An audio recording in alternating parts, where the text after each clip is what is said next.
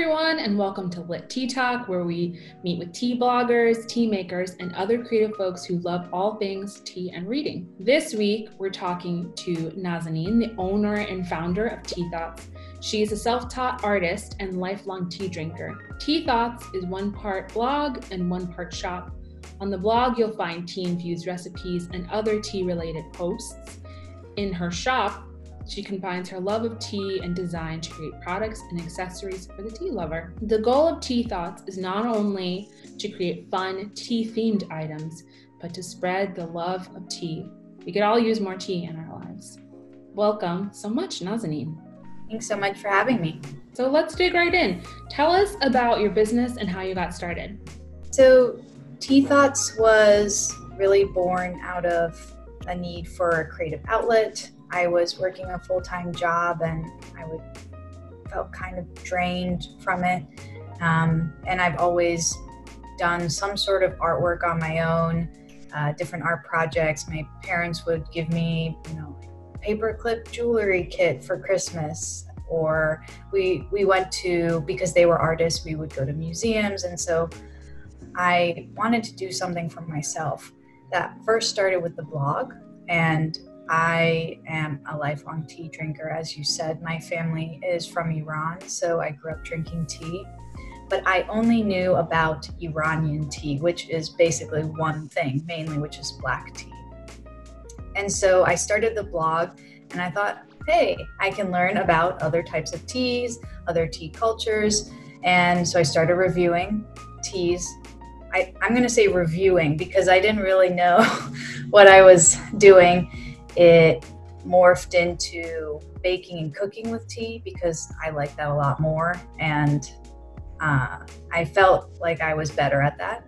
And then eventually I was brave enough to start an Etsy shop. That's basically the start. I wanted to do my own thing. I wanted to express myself creatively, and I wanted it to be about tea because I actually really love tea. That's a really awesome story and background, and I find that a lot of times people who have a passion for tea, we really love tea. There's not a lot of people who are like, nah, I could do with some tea. So it was really great to hear that background. When I started, and again, there's nothing wrong with all the different types of teas, but when I started, tea companies were sending me these teas that were blended, and they had, 500 ingredients in them. I wasn't getting as much tea education, I feel like, out of that. I was using the teas to make recipes, and that's it. Then I was introduced to some Chinese tea and Chinese tea prep.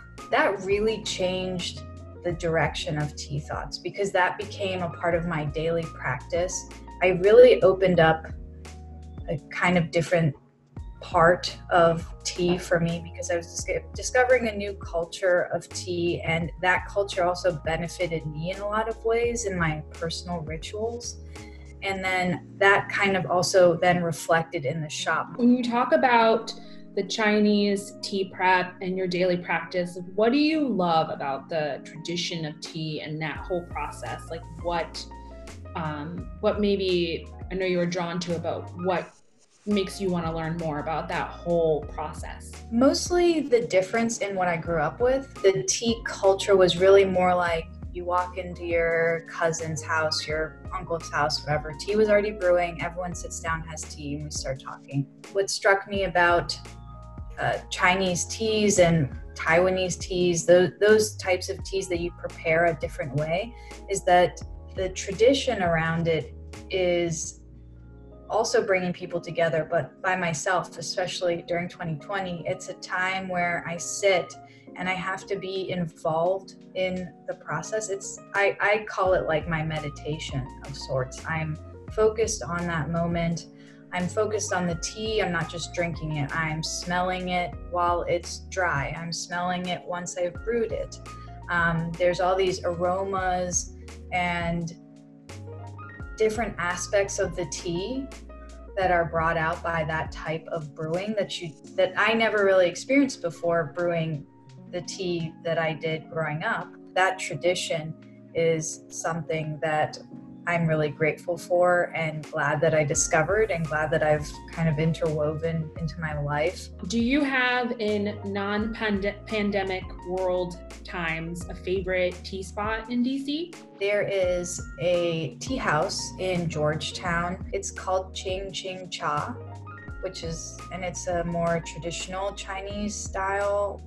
When you go in, you can sit at a table or you can sit on the ground, and they have a lot of different teas that you can try, and they give it to you. They let you prepare it in a traditional way with a tray and smaller pots. They show you how to do it if you don't know how. They have really delicious food, desserts. There's also a new one in DuPont that they opened right before the pandemic called Valley Brook Tea, and it's not the same setup, but they offer the same kind of range of traditional Chinese teas, and they can brew it for you, or you can brew it yourself with a gaiwan.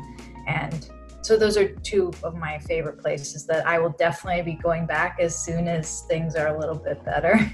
Let's talk about the shop side of what you do. Are there any things in your shop right now or that are coming to your shop soon that could be good for people who love tea, maybe people like me who just want to try something new or, treat myself, or maybe people who are like, I know this person loves tea, but I have no idea what to get them beyond a teapot. Because I feel like sometimes when people hear that you love tea, I have so many teapots, and I'm like, I'm not a teapot collector. I probably use the same pot over and over again when I have people over. But yeah, are there any recommendations for what's in your shop right now or what's coming up? One of the things that people have really been enjoying is stationery. I have some notepads and sticky notes that have tea designs on them. And then the other really popular thing that I think is a nice gift for anyone, whether they're not a big tea lover or super tea lover, I have earrings and a necklace that are the design is like a Camellia sinensis, the tea plant, like the leaves and things like that. So I think that's a nice gift for someone who really likes tea, but maybe doesn't want tea or tea wear, and they can kind of wear their love of tea. Can you walk us through your design process and that creation process for your work? So one thing you'll see a lot in my design are pomegranates, because they're really central to Persian culture, and I also really just love them. Or the teaware that you might see might be based off of teaware that I own. So the design process is I am looking at stuff that I have. Sometimes I'll take a photo and do my design based off of my photo. And so that's really, I try to just take inspiration from things that I'm doing in my daily practice. What are some of your favorite fall recipes? I have it on my blog, but I wanted to do a new iteration this year, just trying something new and maybe honing the recipe a little bit. But if you like matcha, and I know it sounds weird, but I make matcha pumpkin pie, and it's actually really good. It's very simple. It's just like a pumpkin pie, and you're adding matcha powder.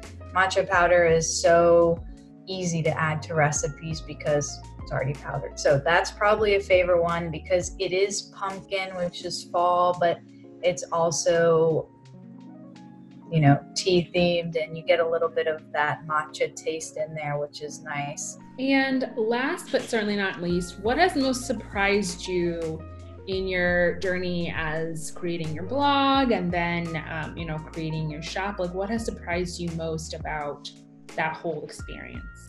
What I've learned throughout this process is that a lot of people want to know. There's a lot of people out there who are interested in learning about different things and maybe they don't know that much about, or maybe they just want to know more about. And I think the most surprising thing for me is how much of an impact I've had on the tea community that I interact with. It's not something I expected, but it is so wonderful to see people consuming not necessarily things from my shop only, but things that I post, communication and conversations I have with people, my blog posts, and just I feel like I make a difference in a way in the tea community, at least the ones that I interact with. And that is probably one of the most rewarding things about Tea Thoughts that I never expected would happen.